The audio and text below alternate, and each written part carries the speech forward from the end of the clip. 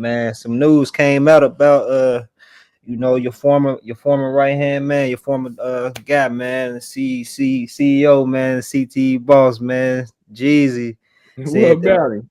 said You heard some news? Oh, go ahead. I know you're talking about. he parted ways with, I guess, like a former business partner, Solomon, and another guy by the name of that Eddie. that mother African man, African booty scratcher, man. That's what the hell he is, man. Do you know? Like the crazy thing about that story is this nigga, this guy Jeezy, this guy Jay Jenkins, cut everybody off, my nigga. Turned his back on everybody to mess with this guy. I'm talking about everybody. This is the same African that worked for P. Diddy at Justin's in Atlanta, but Diddy shut it down because man, more than likely, goddamn Solomon was stealing money from there too. I know he was. There's no way that he wasn't.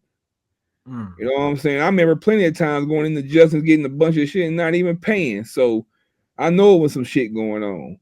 But once again, this is the same nigga that you cut everybody off for. This nigga Jeezy switched his accountants. He switched his accountants. He switched everything to go with this nigga. And come to find out, 10 years now, 10 years later, come to find out that his accountants wasn't even certified accountants. Like, how do you not know that early? Like, you didn't ask for no credentials, you nothing, you just put all your trust in this African. The Africans is the biggest scammers out here, man. I seen an African in Walmart yesterday. Nigga had 30 packs of bubble gum. He's scanning each one, taking 100 out. I was like, this nigga scamming like a mug, boy. He got somebody card. Yeah.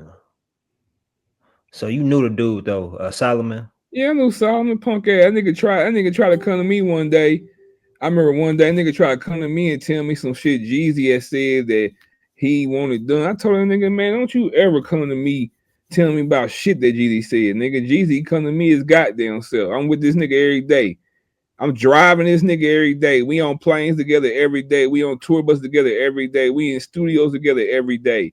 So why the fuck are you coming to tell me something because he didn't hired you as his new manager and cut everybody off? And you never had no manager. You never managed shit but a restaurant that shut down, man. You know what I'm saying? He probably, nigga back in the office snorting coke and shit. Come on, man. Nigga made a coke head his manager. Made me think if he doing coke. You know what I'm saying? Birds of a feather flock together. Man, so is that something that you witnessed? I know when y'all was on positive terms, like you were very, supportive and protective of him. You was like his right hand man. You did a lot of stuff for him. Did you notice like a pattern where he would allow people in easily that attempt to take advantage of him? Oh hell yeah, he was the king of that, letting new motherfuckers come in and he paying them. But the thing about it, he would do that shit. Just say that you just say whatever position you in, you doing a hell of a job. You can't nobody do it better than you. He would still bring somebody in and try to put them in your position and then find out, oh, they can't even do half of what he was doing. Shit, I might well get rid of him. Why'd you even bring him for anyway? I'm already handling all this shit. You trying to act like I'm not handling this shit, but I am. But see, then he'll bring them in and pay them down them 10 times more than he paid you. You know what I'm saying? I remember he brought this ugly bitch named Ashana in from Def Jam to do something for him. He was paying that bitch stupid money. But he already had people in his corner doing that for him that he wasn't paying shit. But some reason he always put his faith in them label people. He thought they know more and all this shit, but really they was playing his ass the whole time too. Like I said, they have us around the corner and fucking in a fucking Winnebago. But then they have a video shoot with Rick Ross around the corner. He had about 4 tour buses. You be like, nigga, where fuck they treating you like you low budget folk? Man, are you comfortable with sharing like what it was like for you working up under him financially? If you talk about he'll bring people in that's not really linked in day to day, doing a day to day operation, pay them more, but they do a lot less than. Like, how was it for you financially, bro? I mean, when it came financially, for me, it wasn't that shit was financially nothing. But you gotta understand, I was reaping the benefits more than anybody because I was next to him. You feel me? Okay. So when he went to the mall, I went to the mall.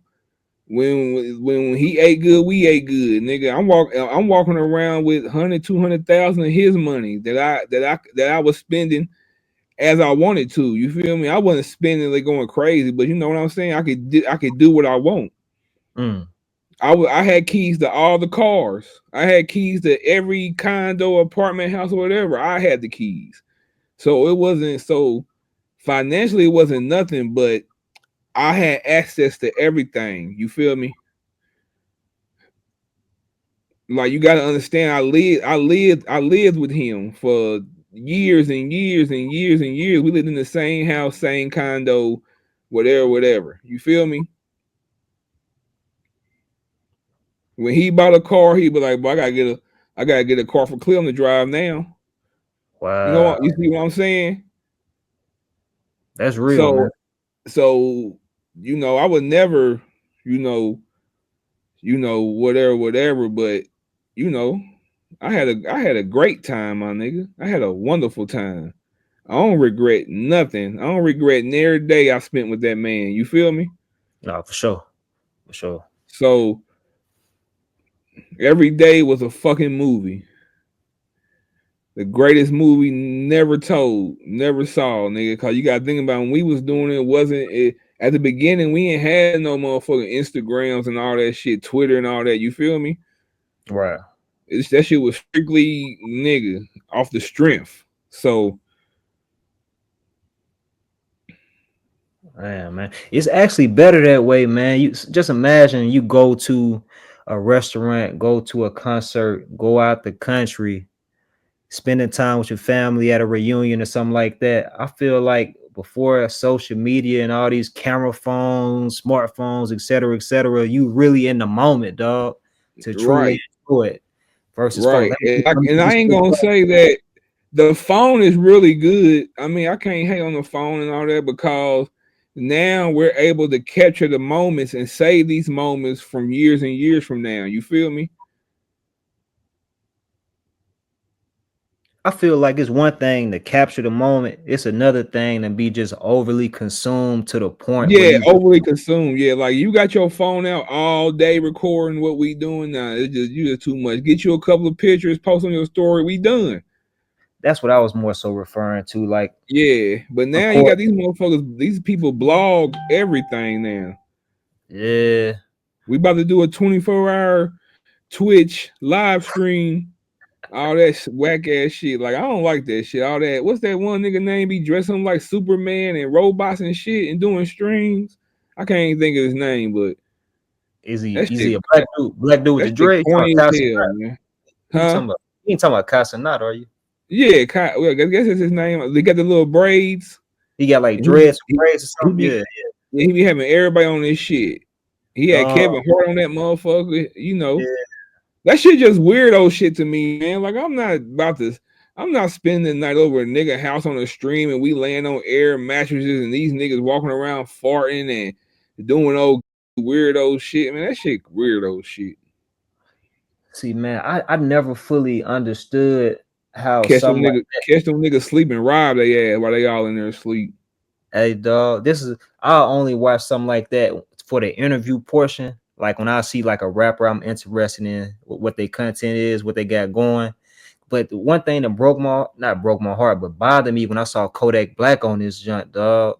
And he was just like he was out of it, man. Like he going through something with the drugs. And I'm just seeing a couple other Yeah, he things. going through but you gotta understand that man going through something with the drugs because he want to. Oh, you think it's self-inflicted? Yeah, he want to get high. He like that feeling. He want to be that geeked up. That's what he want to do. That man's a multi-millionaire, man. That man, if that man wanted to get off them drugs, he could. But shit, he like, why? I got the money. I just seen that nigga the other day on a private jet with a bad bitch hiding the motherfucker. Kodak Black. That nigga living like Charlie Sheen right now, boy. Hey, there's a boy like young boy, man, before he went away. Man, young boy Like, was on house arrest. no, I'm just talking about like he got Nah, access. young boy didn't, but young, nah, that nigga, now Kodak Black out geek young boy. No, he out geeks young boy for sure. You ain't see the picture of him on the floor with by all the pills and all of that. You ain't see that photo? Yeah, but that was just a picture of him on the floor by some pills. We didn't see how he really acting when he off them motherfuckers. You feel me? Yeah, he ain't big on social. Kodak Yeah. Black off the dope, goddamn, is wild and sitting in the middle of the street eating fried chicken and baked chicken and shit. He's just wilding, man. But hey, what works for him don't work for everybody. Man, you know what's so I seen crazy? that nigga on stage performing somewhere. That nigga in the middle of his set, he ordered some wings, nigga, on the mic. Yeah, I ain't see that. I ain't see that. Hey man, that nigga was on stage like, I need some hot wings, 10-piece, like immediately. He was on stage performing with somebody too, and the nigga just kept rapping. I was just like, this nigga Kodak and lost it, boy. But yeah, this why I was gonna ask you, man. Like being around like multiple celebrities, and we talking about multi-millionaires. Like it's one thing for it to look like everything is sweet because you got that paper, but it's demons. You know what I'm saying? It's skeletons in them closets, man. I'm sure it's a lot of stuff probably mentally that they go through. Some stuff they probably don't did that they regret. You know what I mean? And they using like them drugs to kind of mask that hurt.